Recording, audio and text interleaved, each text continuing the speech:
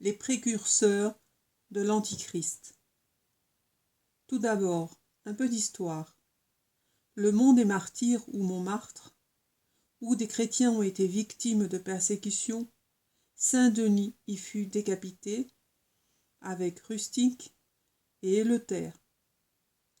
Monseigneur Félix Fournier attribue la défaite de la France dans la guerre franco-prussienne de 1870 à une punition divine après un siècle de déchéance morale depuis la Révolution française.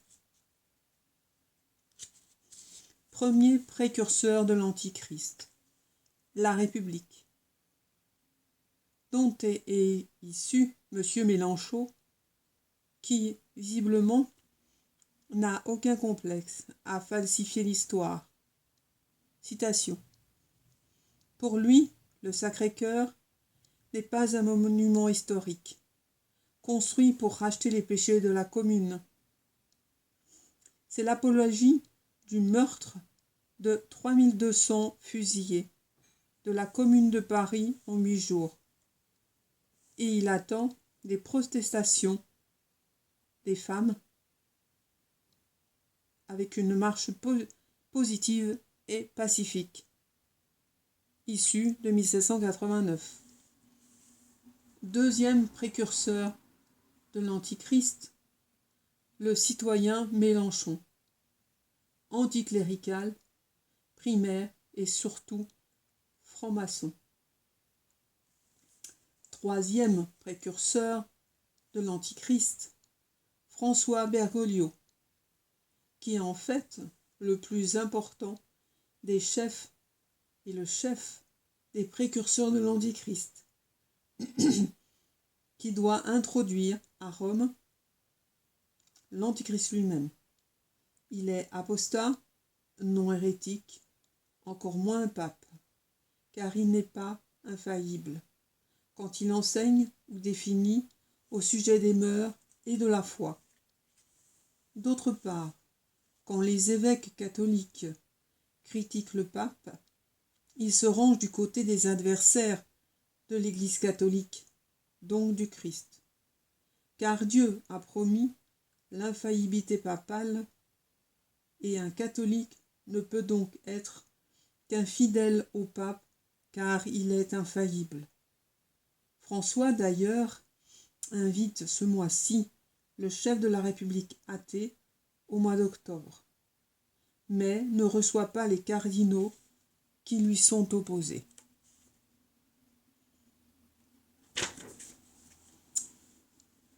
Quatrième précurseur de l'Antichrist, la secte conciliaire, qui n'est plus l'Église catholique depuis Vatican II. Signe principal. Pendant la messe, le prêtre est tourné vers les hommes et non plus vers Dieu. Cette secte n'honore plus Dieu, mais les hommes. Symptôme de la franc-maçonnerie. Elle est devenue une religion de l'homme. Par exemple, j'ai entendu il y a peu, de la part d'un prêtre honnête, une homélie. Et il disait, eh bien quoi, qu'il est plus facile d'être bon avec Dieu, que l'on ne voit pas, qu'avec les hommes que l'on voit. Mais a-t-il obéi ou oublié les commandements? Le premier commandement dit « Tu adoreras Dieu seul et tu l'aimeras plus que tout ». Le deuxième commandement « Tu prononceras le nom de Dieu qu'avec respect ». Troisième commandement « Tu sanctifieras le jour du Seigneur ». Les trois premiers commandements concernent Dieu et ce n'est pas par hasard. Mais nous ne voyons pas Dieu, mais nous y croyons et respectons les trois commandements.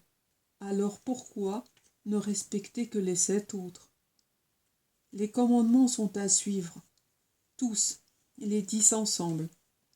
Ce prêtre veut-il une religion sans Dieu, uniquement tournée vers l'homme, c'est-à-dire la religion de Vatican II?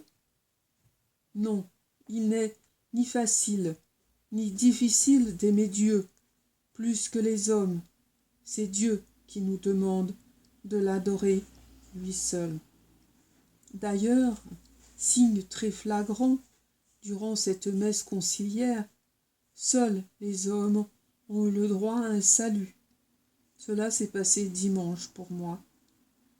Signe que les catholiques conciliaires aiment plus les hommes qu'ils voient et ignorent Dieu qu'ils ne voient pas. Comment je m'en suis rendu compte? Ce dimanche, aucune parmi les catholiques présents se sont mis à genoux pour saluer notre Seigneur et notre Dieu en rentrant dans l'église. Nous n'étions pas nombreux, une vingtaine. Ils s'assoient donc, sans salut pour Dieu, seulement pour les hommes qu'ils connaissent, qu'ils saluent en parlant fort. Et pas de prière avant la messe en se mettant à genoux, signe que l'on ne le reconnaît pas comme Dieu ou qu'on ignore sa présence. Non, les catholiques présents parlaient fort entre eux, empêchant ceux qui voulaient prier de le faire, empêchant de parler à Dieu. Une messe qui n'est plus rendue à culte à Dieu, mais un rendez-vous avec d'autres catholiques pour assister à un repas, eh bien ce n'est plus une messe. Parce que la messe, c'est un culte que l'on rend à Dieu, et à Dieu seul. Oui, les catholiques, pour la majorité, ignorent Dieu qu'ils ne voient pas, et parlent constamment pendant les messes. Et la messe finie, ce dimanche, bien personne s'est mis à prier pour remercier Dieu. Non, dès la messe finie, tout le monde parle très fort, interdisant à ceux qui veulent rester pour remercier Dieu de le faire, et personne pour faire une génuflexion pour saluer Dieu avant de quitter l'Église. Oui, les catholiques conciliaires ont du mal à aimer Dieu qu'ils ne voient pas. Ceci est le résultat de Vatican II, une secte conciliaire qui rend un culte à l'homme, nouvelle religion fabriquée par les francs-maçons au début de Vatican II. En conclusion, comme Monseigneur Vigano, je dirais que François est un usurpateur, que l'Église conciliaire est une secte. Il dit aussi que les politiciens sataniques sont le côté d'une même pièce. L'autre côté, eh bien, c'est la secte conciliaire avec Bergoglio. Les deux œuvrent ensemble pour Satan. Ainsi Macron rencontre François à Rome ce mois-ci. Le déboulonnage de la statue de Saint-Michel aux Sables d'Olonne est un autre signe de ces temps sataniques. Alors prions tous pour le retour du roi de France le plus tôt possible. Et je dirais pour finir, non, monseigneur Schneider, François n'est pas un ami, il n'est pas non plus un pape. Vous dites qu'il faut lui désobéir car il s'impose comme un dictateur. Vous dites qu'il est le seul pape dans l'histoire de l'Église à attaquer la doctrine catholique. Bien non. Depuis Jean XXIII, la doctrine catholique est attaquée car occupée par des hommes depuis Vatican II qui ne sont autres que des usurpateurs.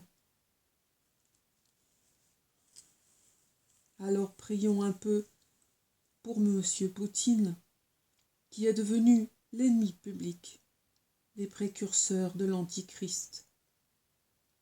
Que Clovis, roi des chrétiens, protège la Russie.